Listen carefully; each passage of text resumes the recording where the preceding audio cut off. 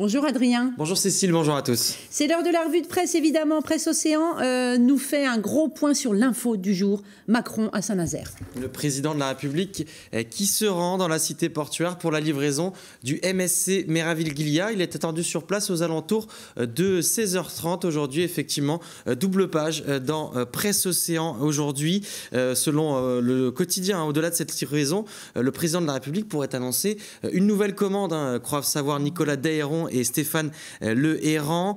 Pourquoi pas convertir une commande ferme de 4 paquebots World Class, un contrat de 4 milliards d'euros qui assurait encore un peu plus de travail pour les salariés du chantier STX. Et puis la visite se fait dans un contexte de revente également, Cécile, de ce fleuron industriel à l'italien Fincantieri, une transaction qui inquiète toujours syndicats et autorités locales. Emmanuel Macron d'ailleurs qui revient à Saint-Nazaire plus d'un an après sa dernière visite. Il était alors ministre de l'économie. Le chantier STX qui a souvent été cité par le candidat Macron comme une référence, comme un modèle.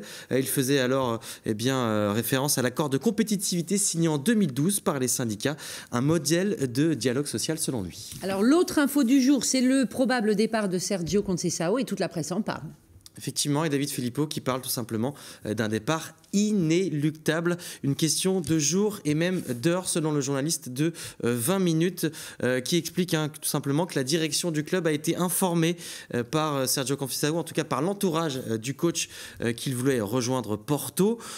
Sergio Conceição qui a toujours rêvé d'entraîner Porto et qui souhaiterait aussi rejoindre le Portugal pour des raisons personnelles.